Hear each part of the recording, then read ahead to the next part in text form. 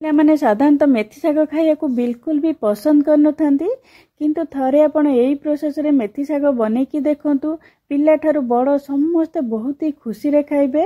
एटा तो हेल्दी निश्चय रहबो किंतु टेस्ट भी बहुत ही बढ़िया आसीबो। बिल्कुल भी पिता अंश लागिबनी।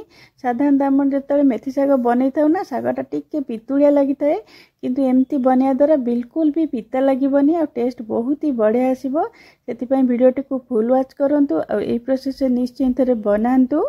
नमस्कार, टेस्टी ओडिया फूड को आपण समस्त को अनेक अनेक स्वागत। एठी देखंतु गोटे बाउल रे मु एठी गोटे कप दउची हरड डाली। ए कप रे चा पिया कप रे मु मापी की दउची आउ तार आधा कप दउची मु बुट डाली। एठी देखंतु 1/4 कप एठी दउची मुग डाली की टिके स्लाइटली भाजी की देची। एठी मु 2 चम्मच एठी दउची मु चोपा छड़ा बिरी डाली। जति के हरड डाली देबे तार आधा दबा बुट डाली, तार आधा दबा मुग डाली और तार आधा दबा आमे बिरी डाली। जदि आपनकर डाली भितर को गोटे नथिबो आपण हेटा स्किप करि परिबे। आ जदि बिरी डाली पसंद करनांती सेठी आपण मसूर डाली भी नै परिबे। ताकू 3-4 थर भल्लो की घसी की धोई देला परे म एठी पानी देकी ताकू बतुरे दोची 10 ରୁ 15 मिनिट याकू भेदे की छाडी दबा जा द्वारा कि डाली हमर भल से सिझी जिवो। एठी देखंतु म गोटे बंच एठी नउची मेथी शाग, गोटे बड़ बिडा एठी मेथी शाग नउची। तो पूरा फ्रेश शाग नेबे बहुत ही भलो हबो। एठी देखंतु शाग को हमें कोन करबा बाछि दबा। प्रथमे शाग रो एठी खाली हमें पत्र पकेबा, तार डेम्फ उडा बिल्कुल पकेबानी, टिके टाण रहइबो। डेम्फ पकेले तो हमें खाली तार पत्र नबा, ता नाडा उडा हमें हेटा को फोपाडी दबा। तो खाली पत्र बाछि की आपण सेटा को पकेबे। एठी देखंतु सब तक एठी पत्र जाको बाछि दोची। आपण कोट मोर वीडियो देखुचंती निश्चय मते कमेंट माध्यम रे जणेबे जा द्वारा कि मैं आपन को गोटे थैंक यू जणी परिबी। आ आपन को कमेंट देखले मते बहुत ही खुशी लागिबो। एठी देखंतु ए साग को आपन कोन करबे 5-7 मिनिट भेदे किमती रखी देबे। तापर आकु भल्लो किमती धोई देबे जा द्वारा कि जति को बाली और धूली अंश थिबो ना सेटा सब बाहरी जिवो। तो ये देखो शागटा धोईबाटा बहुत ही इम्पोर्टाट। भल कि 4-5 थर कि जो शाग भी कर निश्चिंत धोइबे। ये देखो मुझे नहीं कि टैप पाखे भल कि 3-4 थर कि धोईकी छाणिकी रखीदेली। पूरा टिके ये है काटिदेबे, पानी बाहर गला कौन करेंगे छोट छोट कर काटिकी रखीदेबे। ये देखो गोटे प्रेशर कुकर नहीं कि जो डाली रखी थी सबू देदेली। आठी लुण गोटे चामच पाखापाखि पकईदबा। तो ये तेल गोटे चामच पकईदबा। पकई देकी गैस लगे कि मीडियम फ्लेम रे आमे कौन करबा तार कवर दे देकी मीडियम फ्लेम रे आकु पूरा 5टा हुइसिल आसिया पर्यंत आकु बसैबा जेमती कि डालीटा हमर टिके सिझिबो। देखंतु तावा एठी गोटे बसैकी गैस रे लो टू मीडियम फ्लेम में रखिबा। आ एठी 5टा मु कंचा लंका दउचे। कंचा लंकाटा को आमे एठी टिके भाजी की पकेबा। तो एठी देखंतु लंकाटा को लो टू मीडियम फ्लेम रे एमती टिके भाजीबे। तो आपन को मोर रेसिपी जदि पसंद आसता ना वीडियोटी को निश्चय गोटे लाइक करेंगे, आपण सांगसाथी मान मध्य शेयर करेंगे और प्लीज मो चैनल को निश्चय गोटे सब्सक्राइब करेंगे। मु बहुत इजी रेसिपी आपण मान सहित शेयर करुच्ची। तो आप निश्चिंत ताको थोड़े बनातु, देखिए बहुत ही भल लगे। ये देखंतु लंका को मु कौन कली ये ग्राइंडर जार रे देदेली। आ ये 5 पाखुड़ा ये रसुण दे दूची और टिके लुण देकी आमे कौन करबा ताको ग्राइंडर रे टिके चले देबा। देखि परथि ये पूरा दरदरा टिके पेस्ट करबा, नले आपण एटा छेचिकी भी देई परिबे।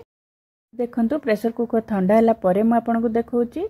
डाली ये देखि परथि पूरा भल से सिझी जाइची। तो एमती ही सिझिबा हमर दरकार। तो ये देखो आम ए साइड रखीदबा। ये गैस पर गोटे कड़ई लगे कि मुझे 2 बड़ चामच सोरिष तेल दूची। सोरिष तेल कले बहुत ही बढ़िया लगे। जदि आप तेल न पकाउछन ताले रिफाइन तेल भी आप करें। तो ये 2टा सुखिला लंका देदेली, गोटे चामच जीरा और आधा चामच ये सोरिष देदबा। आ सोरिषटा टिके फुटी आसिले आम कौन करबा ये गोटे मीडियम साइजर पियाज को मु छोट छोट काटिकी रखी देदेली। तो टिके आपको एमती चले दबा। आ गैस रो फ्लेम को लो टू मीडियम रे रखिबे। तो ये देखंतु आधा इंच अदा को मु छोट छोट काटिकी रखी दे दीची, गोटे चामच पाखापाखि हम। आउ 10 ରୁ 12 पाखुड़ा रसुण को छोट छोट काटिकी रखी सेटा भी ये देदेली। आबे सबको मिसेकी गोटे मिनट पाखापाखि आम एमती भाजीबा। लो फ्लेम गैस रो फ्लेम को ये लो करदेबे। लो फ्लेम रे ये भाजीदेबे। भाजिला परे ये जो कंचा लंका रसुण रो पेस्ट करी रखी ना सेटा ये देदबा। लो फ्लेम रे आकु भी 1 ରୁ 2 मिनिट टिके भाजी दबा। तो प्याज को अत्यधिक पोड़ेनि जमी एमती ही प्याज बेसी पोड़ी देवेनि अत्यधिक भाजबेनि। तो ये 2टा बड़ साइज टमाटो मु यूज करमती टिके बड़ बड़ काटिकी टमाटा पकई। तो टमाटो पकेला परे आपको भल कि गोले देबा टमाटोटा को ये आम बेसी भाजबानी सॉफ्ट हवा पर्यंत जस्ट गोले देला परे ये 1/4 टीस्पून आम हलदी गुंड दे देबा। आउ आधा चामच ये धनिया पाउडर दे दूची, आधा चामच जीरा पाउडर दे देली, आउ ये आधा चामच मु काश्मीरी लंका गुंड दे दूची जोटा कि कलर ही खाली आसीबो। आ जो कंचा लंका पेस्ट करतिली तो सेटा धोईकी 3-4 चामच पाखापाखी ये पानी दे देबा जद्वारा कि मसलाटा आमर भलसे कषि हबो। तो ये आम टमाटो को बेसी भाजबानी टिके एमती भाजी गला परे आम साग पकईदेवा कहीं साग सांगे टमाटोटा पूरा भलसे भाजी हो जीवो। तो मेथी साग मुझे काटिकी रखी तो ये छोट छोट काटी देती ताकू आम पकईकी भल कि आगे गोले दबा। गोले देकी भल कि गोले दबा जमी भल कि मिसीज मिसीगला आम कौन करवा मेथी सागटा टिके सीझा टाइम लगी थाए 5-7 मिनट लगे आम को घोड़े की मझे मझे गोलौथि। ये देखु पूरा 5-6 मिनिट पर मुझे देखुची आपको मझे मझे गोलौथे कहीं तलटा जब पानी नथिबो लागिजिब। मुझे मझे आउ 2-3 चामच भाया पानी देती। तो सागटा पूरा सीझा पर्यंत ही ताको आपण घोड़े घोड़े की भाजबे।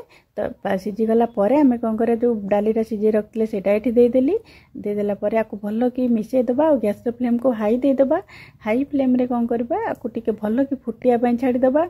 एटा जिते फुटिबो फुटिला परे आम कौन करबा गैस फ्लेम को लो करिकी आपको कवर करके आउ 4-5 मिनट रखीदबा जहाँद्वारा कि डाली आ सागटा भल कि मिसीजिब मसला सहित बहुत ही टेस्टी लगे। ये देखु 4-5 मिनट पर मुझे देखुची एटा रहिला परे आउरी बहलिया हो एबे एतिकी देखा जाउची पानी।